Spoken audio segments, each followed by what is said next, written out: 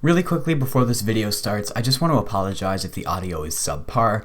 My room, which also plays as my recording space, is undergoing some major renovations. As a result, the acoustics in here aren't great. It's mostly an empty room at the moment. I'll do my best to tinker with the audio and get it as crisp and clean as possible, but it won't be perfect. Alright, enjoy the video. Some big news came out last week. Eric Church officially announced he will be releasing 3 separate albums all in the month of April. Quickly, to make sure we're all on the same page, just in case some of you did not hear the news, Eric is releasing 3 separate albums. Heart has 9 tracks featuring the red singles, Stick That in Your Country Song and Crazyland.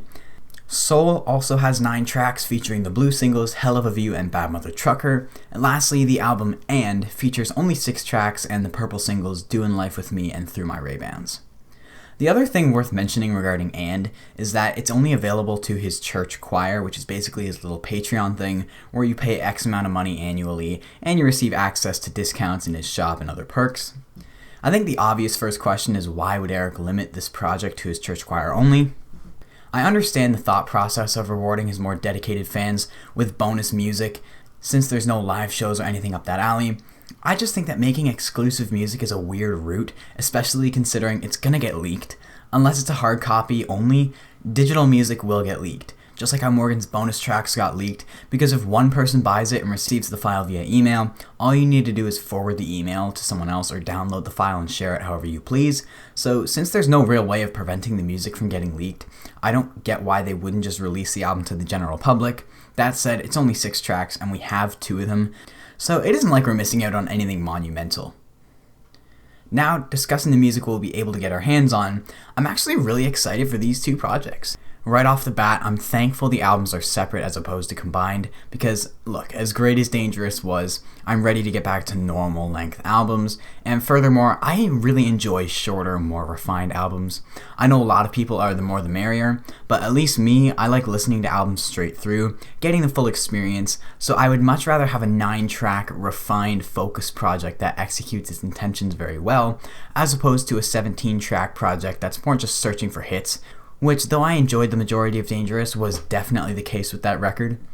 With longer albums, you essentially have to change the pace or mood once or multiple times throughout, or you simply lose the listener, whereas shorter albums you can focus in on one emotion, one sound, one style, and not feel boring because you don't have to take 2 hours to sit through it. You only need 25 or 30 minutes. It's what makes an album like Locals Only, that's set in this beachy frame of mind, avoid feeling obnoxiously positive, despite containing nothing but good vibes. The same can be said for artists like Giveon, who are really taking full advantage of this shorter album concept. Heart definitely grabs my attention simply because it features by far the 2 heaviest singles Eric has released up to this point. I'm just wondering how he ties it all in.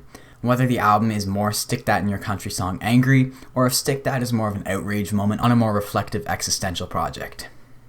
That said, Soul is the album I'm pacing in anticipation for, because reading the titles, it would appear as if the project tells an ongoing story, and if there's one thing I love, it's when a project tells an ongoing story over the course of multiple tracks, as opposed to a single track. It's like the chapters of a book, as opposed to getting a summary on some minimalist website, featuring thrilling backdrops such as dark roast coffee on a rustic wood table. Maybe I'm getting my hopes up, but knowing what Hell of a View is about, and then proceeding to read titles like Bright Side Girl, Where I Wanna Be, Jenny, and a few more, it would really lean towards this idea of an ongoing story. How Bad Mother Trucker fits in there, I don't know, but we'll have to wait and see. That's really all I have planned for today. Just wanted to hop on, give my opening thoughts on the announcement. At this point in time, especially regarding my Soul speculation, that's all it is, speculation, but it's fun to guess ahead, see what happens. I believe we're supposed to get 1 more track from each album ahead of their release, but don't quote me on that.